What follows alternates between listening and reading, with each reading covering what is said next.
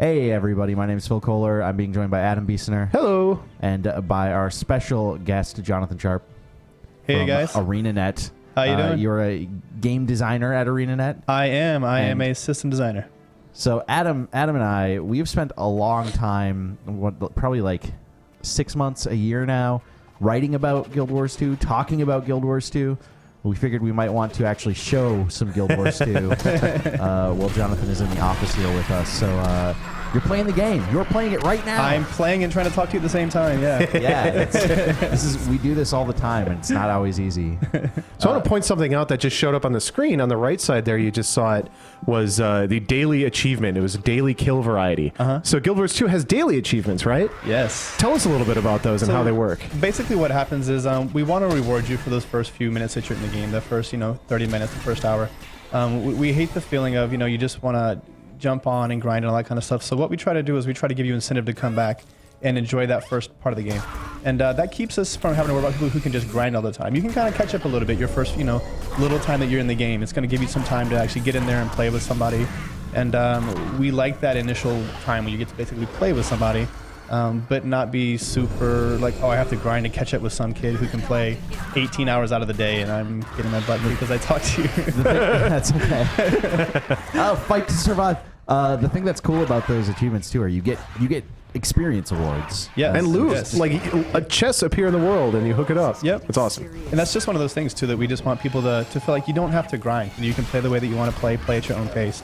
You don't have to worry about that kind of stuff, and that's why that's there. So what are you playing as right now? What is this? I can walk you through some of these skills. So we've seen a lot of people talking about, oh, we don't have any Mesmer videos and all that kind of stuff, so I can show you the Mesmer, and I'm going to try to play really slowly. So I was just about to say that. Yeah, sorry. So you asked us before we started recording to not let you swing the camera around. So basically, I am a Mesmer. I am going to be based off illusions. I use my illusions for my offense and for my defense. That's where I get my tricksery and all that kind of cool stuff. So you can see that I'm going to put an illusion on this guy, and I'm going to shatter it. And he just died because of the damage. So basically what's happening here is I have these skills, F1, F2, F3, and F4. These are my shatters, and I use these to blow up my illusions in the world and get different effects out of them. So we've got a Kurt Purse who's going to come up. We're going to knock her back because we don't want to deal with that hammer. We're going to hit her from here. We're going to vulnerability her. We're going to hit her with this right here. And she actually, we have an illusion now. So we're going to hit F4. Now I have distortion now. She can't hit me for a second because of that. So I'm going to back myself up with, I'm swapping back here. I'll explain all this in a second, what I'm doing right here. After you're done getting killed? After I'm done getting killed. So basically, I just made myself invisible. I was getting kind of worked right there, so I had to use that. Going to throw down your heal, I saw? Use my heal, and then I just use an AoE. Now I'm kiting her around this. She's not going to be able to make it out of that. So that was a really bad fight that went well because we started playing well. So what happened was, let's walk through some of what we did. We started over to here. We had a knockback on our skill 5. This is on my greatsword. I had the ability to pull out a Phantasm who cripples. I can also make her vulnerable. Now, vulnerable is really important in our game because it means that they're going to take additional damage. Sure. This is a great way for me to actually support my allies because I can say, hey, this guy's vulnerable. That's the guy that you need to be hitting. So it's essentially, it's like a debuff that you put on Yep, them? and everybody can benefit from it. Yeah, I noticed that when I was playing earlier, playing in some betas and stuff in Guild Wars, that, man, I mean, it makes a huge difference how much damage is going out. The damage just goes up so quickly. On skill 2, it's the other side of that. I have might. I can give it to my allies, and this will bounce between myself and allies and foes. So if I get a really good hit on this thing, what I can do is make it bounce between a foe and my ally and give my ally might. That's a really cool way to support somebody that's not a straight up damage skill. So I had this right here. This is going to be a mirror blade. This is going to summon one of the guys that we just talked about, the illusions. Let's summon one of those again. So let's do this. Okay, he's crippled. I'm just going to go ahead and blow this now and interrupt the guy. You saw him rearing up for a really big hit. I hit him with my F3, which is the daze. So as he was going for that really big hit, I'm going to do it again. Oh, he just got knocked back. He can't actually execute those skills right now because I'm playing well and knocking him back. So even though I could have just walked through these skills and just started smashing them, you can do that if you want to, but what you really want to do to be a good player is watch for those animations, watch for the key effects, watch for ways to help your allies. It's something that you're seeing just in the animation. It's not like you're watching a cast bar. There is no cast bar. There is no cast bar. So I've got another Eden right here who's really close to me. I'm going to get up close to him. I would be in trouble. I'm going to teleport back a little bit, swap over, going to hit him with some vulnerability like we just talked about. I want to point out something that's fairly critical to Guild Wars 2 combat and playing your character well, which is swapping your two weapon sets on your character. Definitely. So what Jonathan's doing here is he's flipping between a greatsword and what's your other weapon set that you're? I have a staff on right now. A staff on. Okay, so you'll notice if you look at the first 5 skills on his hotbar down at the bottom left, those are all changing. He has a completely different set of core skills based on what weapon or weapon types he's equipping at the time, and you can switch those in combat. So John and I are dealing with these ends right now. There's 2 of these. Now these things actually almost one-shot you. So that's why you see us playing. We just took 3 of them. Now the way that was actually happening was that I was able to knock stuff back. I was able to stun stuff. I had my distortion when I needed it. I had the ability to clone myself and create some guys that could help us out. And then what I can do is I can create them and then immediately shatter them for really cool effects. So if I was just smashing through my buttons right now, I wouldn't have those skills when I need them. So we don't force you in GW1 to play a certain way. We just give you the tools, and it's up to you to decide the best time to use them. And that's just opportunity cost. And what area are we in right now? So right now we are showing off. So normally players that have played, if you're a human player, you've actually played in an area that's going to be north of where we are. You probably started up here somewhere, right outside in Queensdale. This is Divinity's Reach, which is an amazing city. We are actually southeast. We are in Kessex Hills, and we have gone southeast. You can kind of see our little path right here that we've kind of moved through. We actually started up here, and we're kind of working down here into this. There's a cave right here with a lot of ends in this area and some basilisks. The basilisks are pretty nasty. They can actually turn you to stone.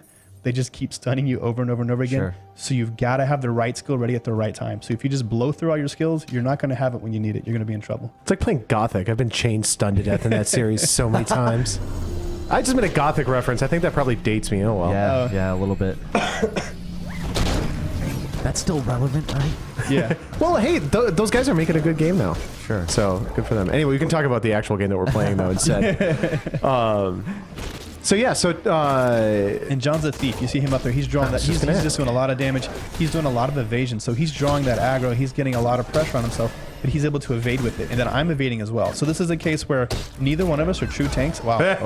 He's a one shot. This is a good chance. Let's talk about the survival. I am mechanic down. now. So look at what I've got right here. Now I'm going to try to bandage myself a little bit. I'm going to get my health back up because he's not paying attention to me right now.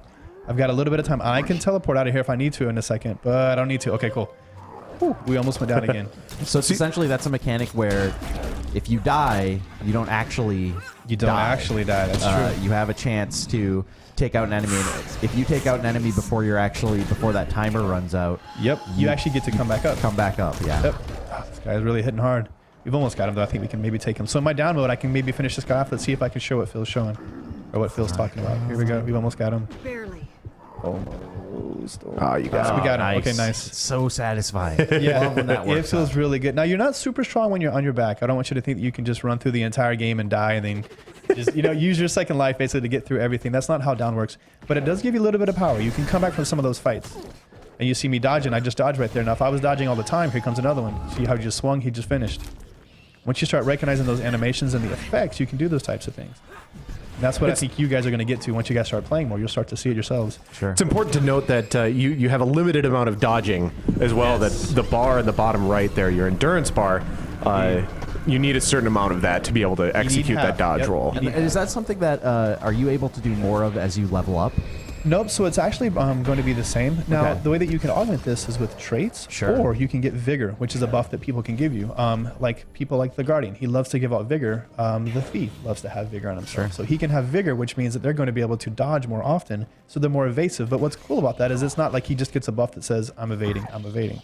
What he gets is you see him jumping out of the way of attacks. Sure, it's just a buff that allows you to Do it more often. to actually do it. Exactly. Want to point out also, so it's a Char thief, right? He's a Char. He is a Char. So you might not expect a big old character like that to be a thief, but you guys have no class restrictions on your races, No, which I we think do is a not. cool, We do not. cool thing. So it's like you choose your race for story and aesthetic Yep. reasons, and then class is all gameplay and it's totally separate. Yep.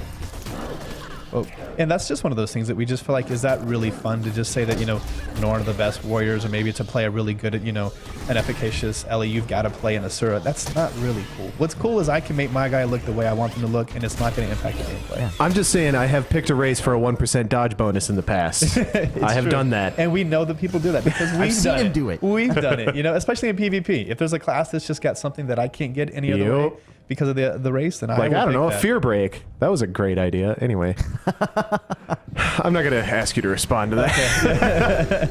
Bitter from 2003. Bitter from 2003. I got to get that T-shirt made. Man. Now, developers always love it when you ask them to talk about other people's games. We try not to. Yeah, no, that's their baby. We know that they love their babies like we love our babies. Look at you picked up that rock. Why? What's going on there? So I just picked up a rock in the world, and I tried to throw it, and I did not get close enough. So we're gonna try this again. So that's another thing I like about the game is randomly you will see items, rocks, shovels, other random things for quests where So he's stunned. He's coming back now.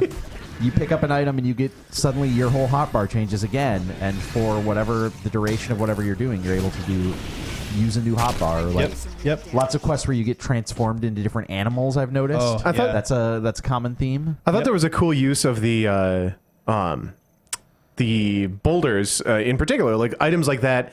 I've seen some cool uses of those in dungeons in terms of like putting them on pressure plates to be able to open gates and that kind of thing. Style. Yep. I mean, it's very simple, but it adds a little flavor to the dungeon that's kind of neat. Yeah, like nice little puzzle solving element.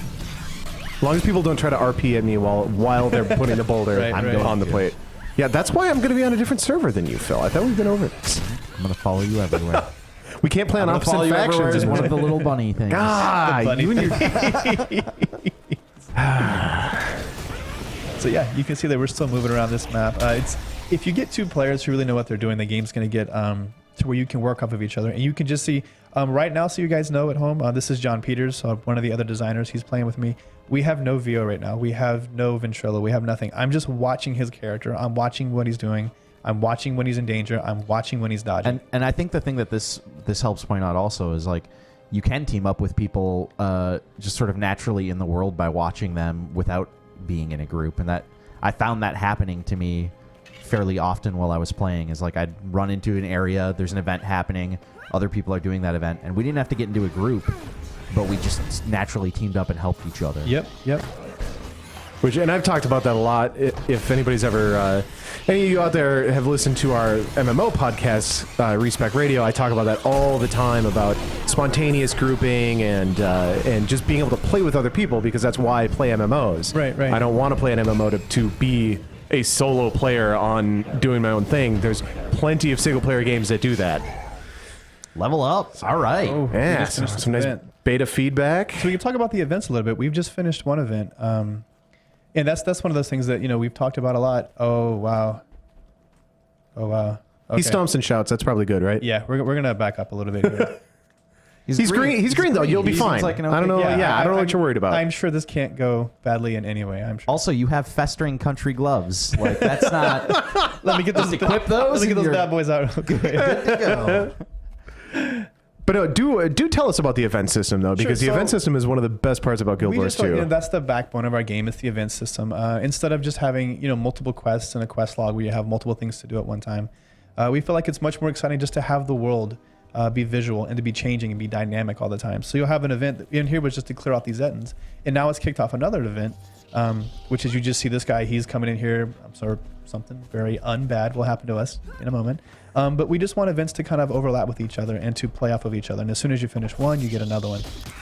We want the world to feel alive like that, so that you're not just going around and just doing things that people tell you are happening. We want you to see what's happening. We want you to see the things that are happening in the world. What is he doing? He's not happy about something. I don't think he likes somebody being in his cave or something is what's going on here. Oh, here's his treasure. Okay. Well, we should probably not be here, John. He can't hear me. this might be, he seems to think you should really be there. this might be a wipe. Let's be careful here. But so your event system extends beyond just being out in the world and like Here, adventuring up to treasure. level cap, right? What's that? Sorry. Yeah, no, Sorry. it's okay. I was excited about his treasure. You're very excited. We got a mighty torch. But And no, so my understanding is that the event system extends a lot farther beyond just your outdoor PvE zones, though, right? Yeah, so we've also got them we'll use them in dungeons too sometimes. I don't want to give away spoilers, but you'll have things just bust out of a wall that you didn't know were there, and all of a sudden you get an event of deal with this. And those are randomly generated. Well, not totally randomly, obviously, but But they can dynamically. happen yes, they are dynamic. They can happen randomly inside of those dungeons, and that's just it's cool stuff that you don't expect. So you can play a dungeon multiple times, and it's going to be different every time you play it because that stuff's random. So it's really cool stuff. and in PvP as well. like the World v World system has ties back into the event system. When you're trying to get like supply and stuff like that. So I'm going to gather some ore real quick so you guys can see that happening. My camera's fading out. So yeah, we're going to have that hotness that you can get. So we've also got crafting, looking at some achievements here. We're going to have all the things, the hotness that you expect at home. But yeah, in World v World, we're also going to have those events. You're going to have, basically World v World is about supply. It's about fighting over supply to build keeps, to build all the different machines of war that you need. It's about upgrading your castles and your keep walls to keep people out of them and all that kind of stuff. And it's all about that supply. And then you'll go to areas and there'll be creatures who are guarding a supply point. You have to kill them. That's just, you've got to do that. That's what the game is about, is that supply and those events. So that's awesome. One other thing that I find fascinating about Guild Wars 2 is that I don't know if you'll be able to see it depending on how fast your net connection is and how compressed this video is right now.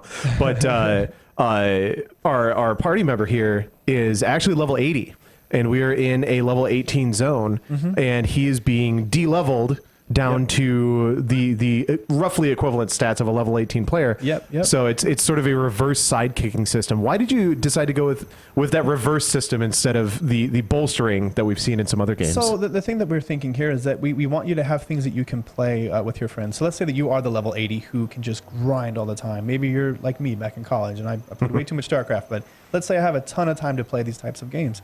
But I want to go back and play with my friends when they get on. And then all of a sudden he can come back if he is a level 80 and he can play with me at this level. He's still getting loot. He's still getting experience. He's still getting things.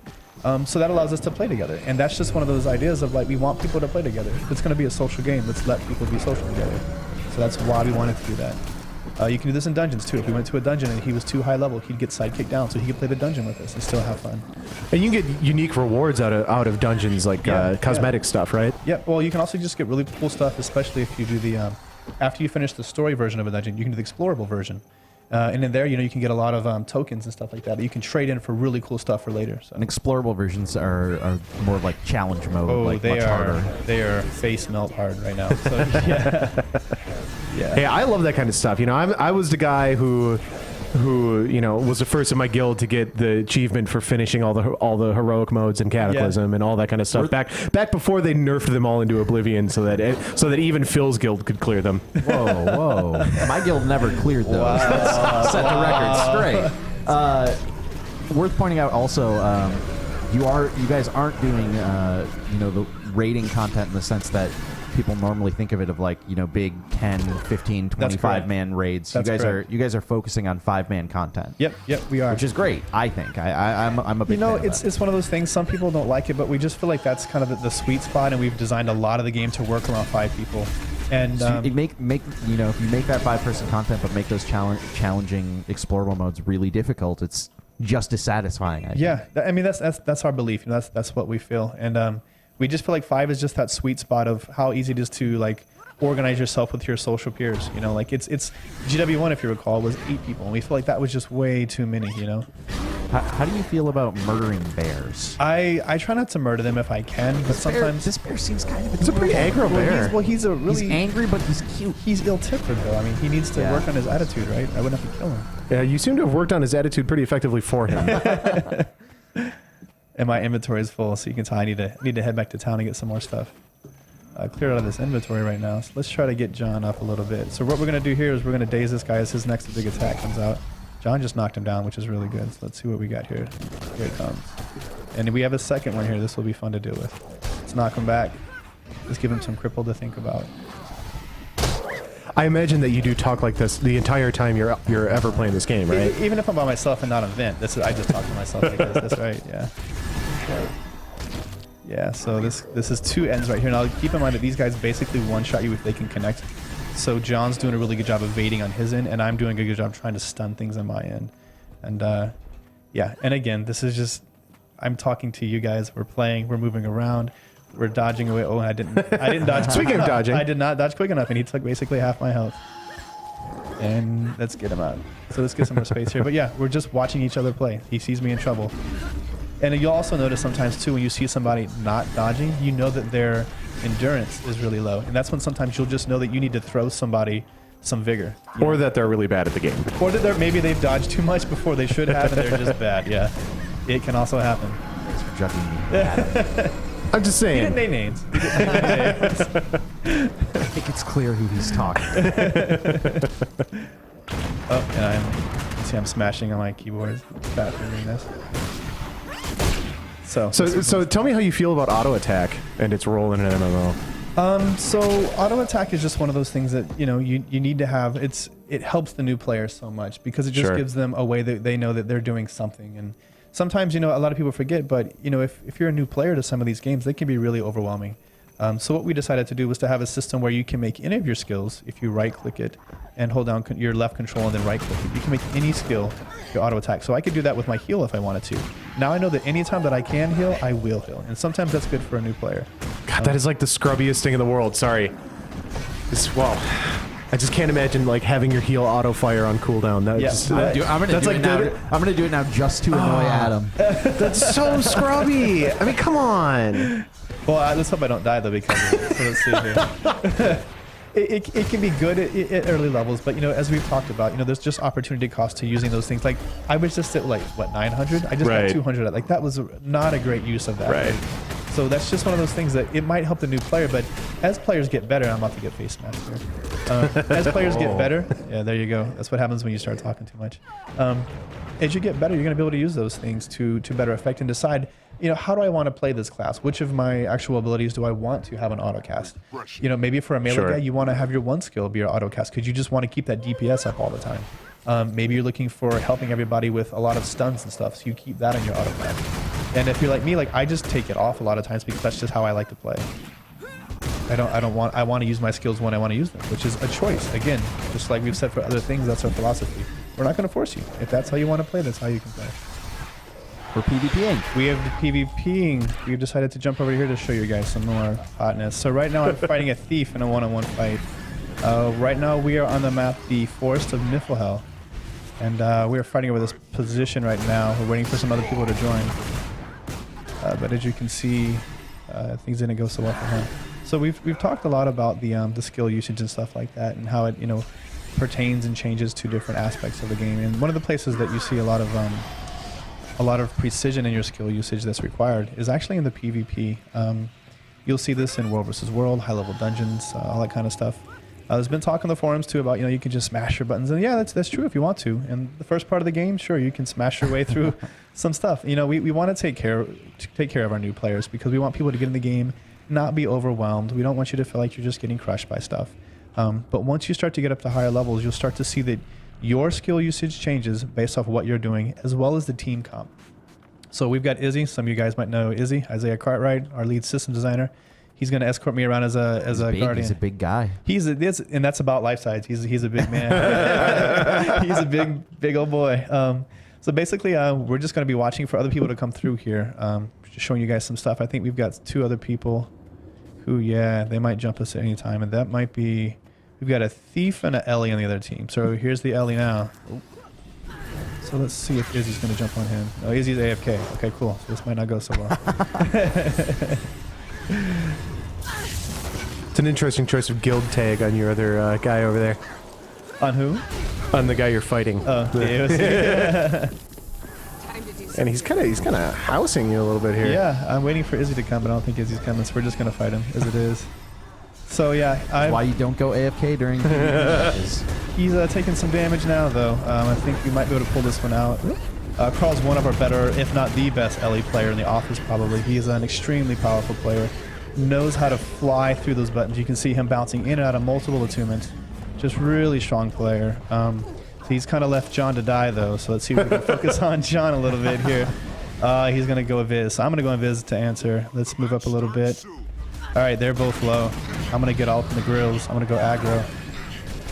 And Carl, we're going to focus on him. See if we can get a stun. Player Man, now too. Wow. Oh, so yep, people are starting to join the servers, so game's going to kick off. That was basically our pre-game warm-up, and then once it finds the requisite number of players for the game, that's when it'll kick off, and it has just kicked off. So to get into here, you've gone through basically a server browser. Yes. And so if it's a public server, though, you can just kind of go into a matchmaking and it'll try to find a decent match for you. Yep. So what it basically does is it takes your glory, your aggregate glory, and it looks at your total, and it kind of measures you against other players in the pool at the time, and it puts you in the best game that it can find. And if it can't find a game that you actually really fit because of your glory, maybe you're way too high or way too low, it'll kick its own game. It'll start it off for you, and then it'll start adding people to your pool that actually match your glory. And this is our way So again. glory is essentially your regular PvP ranking system that you guys It's basically have. the way that we do ranks, yep. And that's Okay. going to allow you to basically look at a player. It allows us to say, you know, how much have they been playing? Have they been playing a lot? And we can kind of just make some assumptions on how good they're going to be. And we can just put them in the correct pool that they need to be in to get a good game. We don't want you to get face stomped. We don't want you to get completely bored because you're playing people who aren't as good as you. So we try to find a happy medium there. And you can see that John is just taking some damage. We're going to keep focusing on him. He went invisible. Carl's going to try to get off a meteor shower. We're going to interrupt that because we don't want that to happen. And we're going to keep the pressure up here. I'm holding on to my MOA, which is my elite skill. I don't want to waste it yet. I'm not going to waste it here. We're going to wait for Carl. We're going to pop it on. Definitely want to see that skill. Here we go. Here we go. B. Let's make sure that we line it up. So I'm watching for the obstruction. I don't want to take it obstructed. That's what he's doing. He's tanking it. Carl's a good player. He knows it's coming. So he just did a misform right there, and he actually evaded it. That was really good on his part. Let's teleport over here. So did you whiff on your elite there? Yeah, because he was evading at the time. So Nice. misform, basically, we talked about the...